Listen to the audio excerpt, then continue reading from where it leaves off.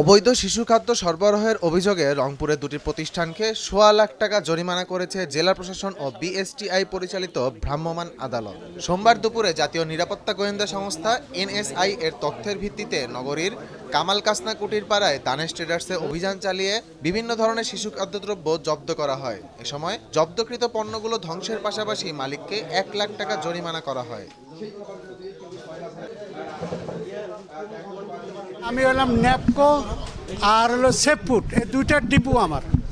আমরা যখন ডিপু নেই তাদের বিএসটিএ কাগজপত্র দেখি পত্রে ওনাদের সমস্ত মালে বিএসটিএ অনুমোদিত আছে।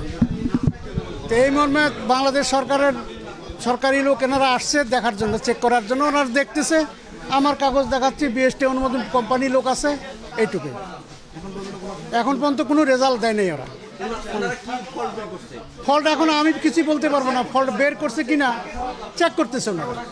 অন্যদিকে একই এলাকার রুম্মান ট্রেডার্সের দুইটি গোডাউনে অভিযান চালিয়ে বিপুল পরিমাণ ভেজাল শিশু খাদ্য সামগ্রী জব্দ করে ভ্রাম্যমাণ আদালত। অসঙ্গতি প্রাপ্তির কারণে প্রতিষ্ঠানটির মালিক আঙ্গুর মিয়াকে ১৫,০০০ টাকা জরিমানা করা হয়।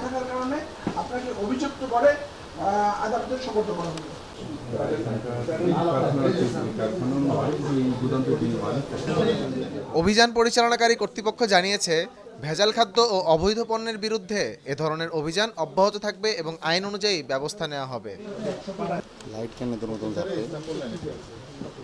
আমাদের গোপন তথ্যের ভিত্তিতে আমরা এখানে দুইটা অভিযান পরিচালনা করেছি, দুইটা প্রতিষ্ঠানে।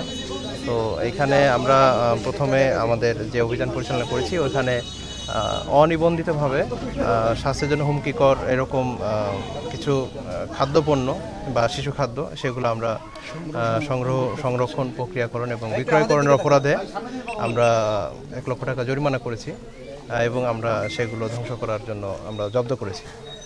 আর পাশাপাশি আমরা রোমান ট্রেডার্স এখানে আমরা এসেছি। আমরা এখানে দেখলাম যে এদের যেগুলো পেপারস বা যে ধরনের নিবন্ধন থাকা দরকার বেশ কিছু আছে এবং সার্বিক বিষয়ে মনে হয়েছে যে তাদেরকে সতর্ক করা যায় এবং কিছু অনিয়ম পাওয়া গেছে, যার জন্য আমরা সতর্কতামূলকভাবে আমরা 15,০০০ টাকা জরিমানা করেছি ভোক্তাধিকার আইনে।